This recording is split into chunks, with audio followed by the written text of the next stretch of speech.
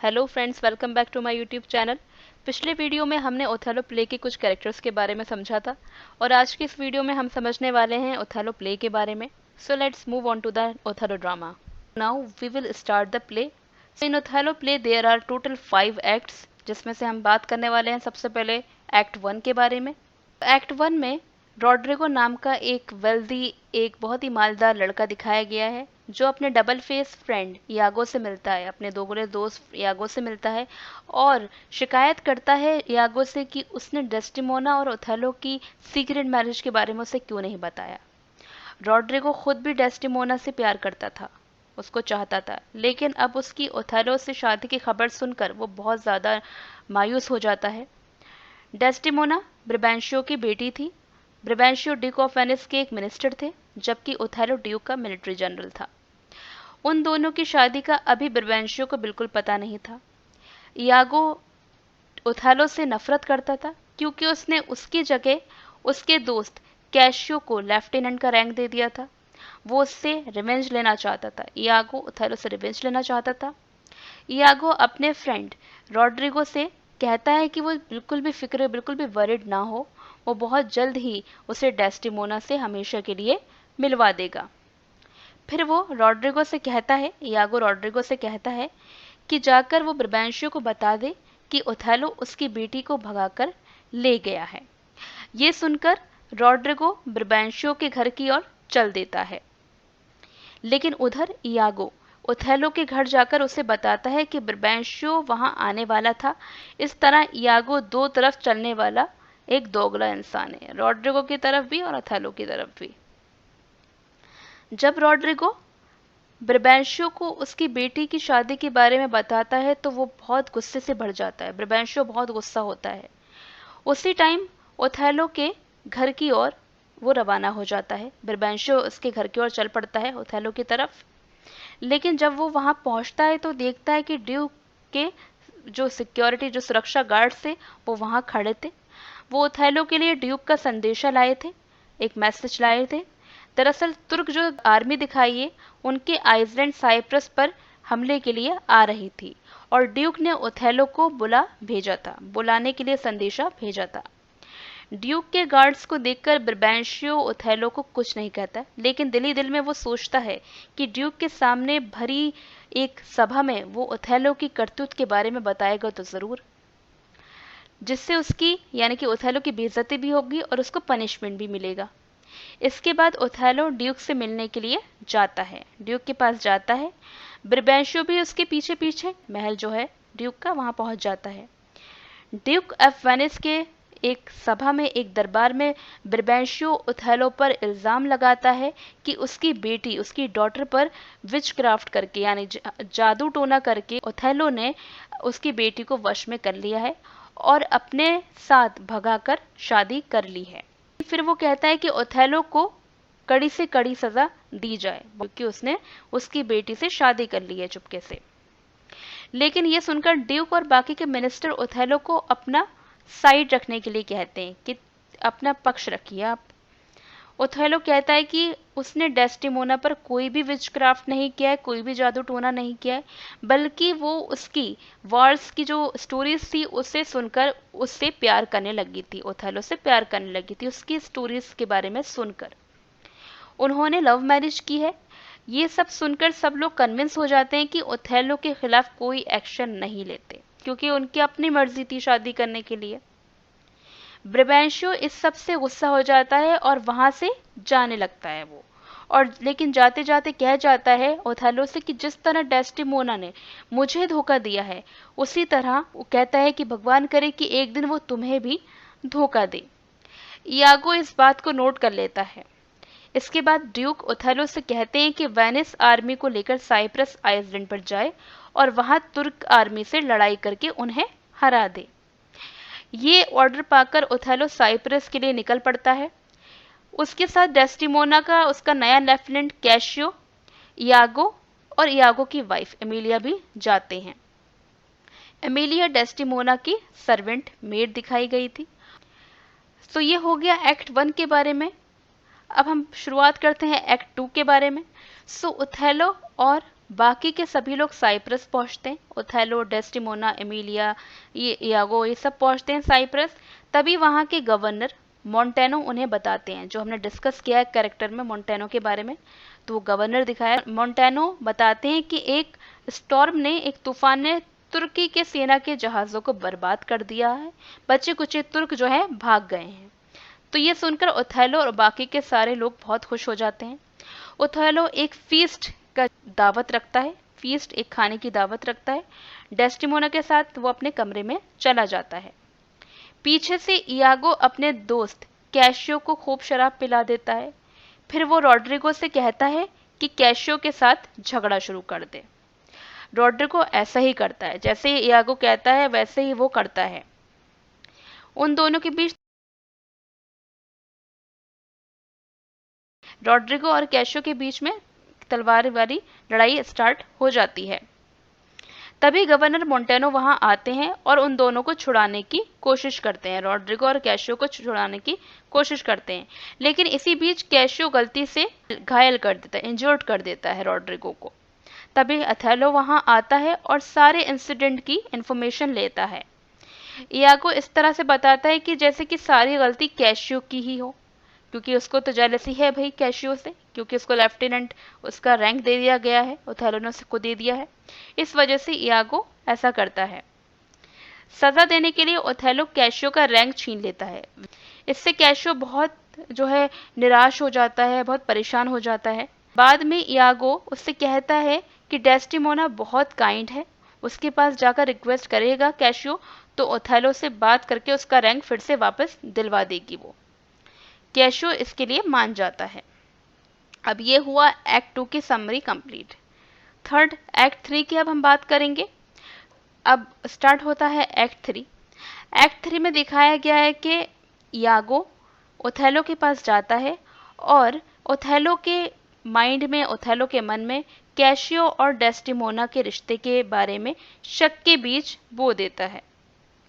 वो कहता है कि उसने उन दोनों को मिलते जुलते हुए देखा है। इयागो ओथेलो को बताता है, ऐसी गलतफहमी डालता है कि डेस्टिमोना और कैशियो मिलते जुलते रहते हैं, उसने देखा है ऐसा। सो एक दिन क्या होता है कि डेस्टिमोना से उसका रुमाल गिर जाता है। ये रुमाल ओथेलो ने उसे गिफ्ट के तौर पर दिया था।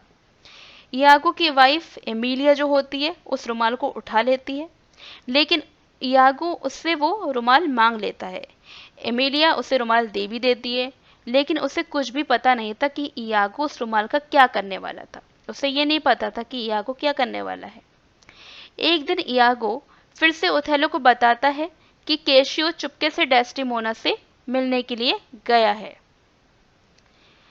इससे ओथेलो को उन दोनों पर शक हो जाता है, डाउट हो जाता है, और वो इयागो से कहता है कि एविडेंस मिलते ही वो डेस्टिमोना और कैशियो को जान से मार देगा। इसके बाद वो इयागो को लेफ्टिनेंट का रैंक दे देता है, जो पहले कैशियो का था। जो ओथेलो ने पहले कैशियो को लेफ्टिनेंट का रैंक दिया था, वो अब ओथेलो इयागो को दे देता है लेफ्टिनेंट का रैंक। सो ये हुआ एक्ट 3 कंप्लीट। अब एक्ट 4 स्टार्ट होता है। एक दिन इयागो डेस्टिमोना के रुमाल को कैशियो के सामान में छुपा देता है।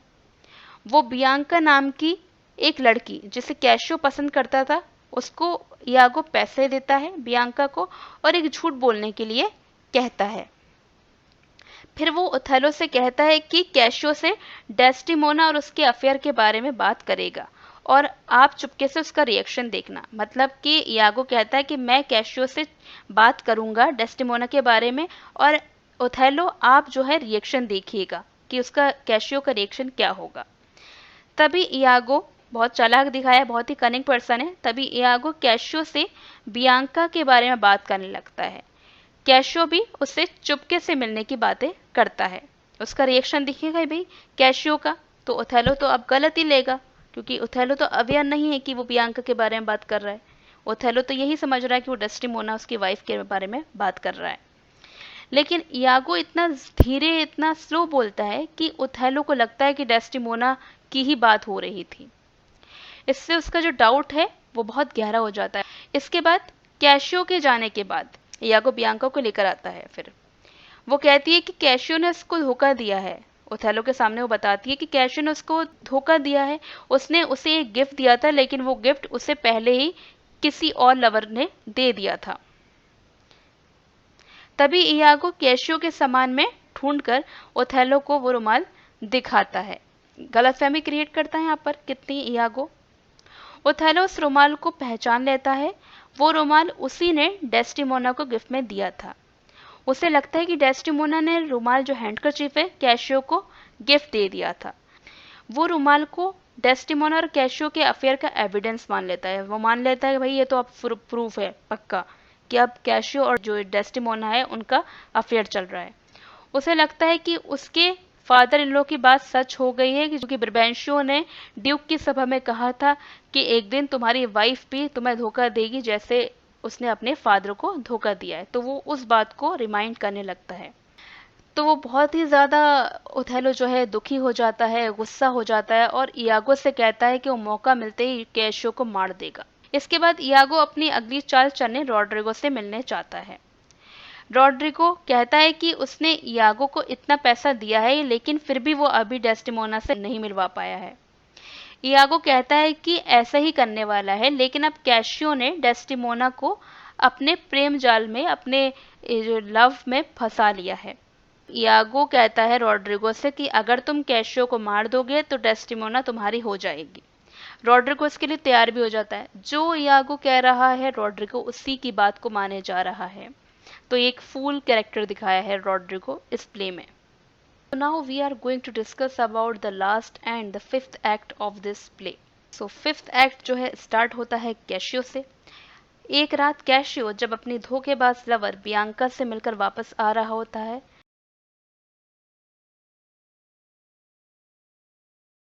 रॉड्रिगो को इंजर्ट कर देता है और कैशियो रॉड्रिगो को देख भी लेता है। पर तभी इयागो पीछे से कैशियो पर हमला कर देता है और उसे जख्मी करके अंधेरे में भाग जाता है।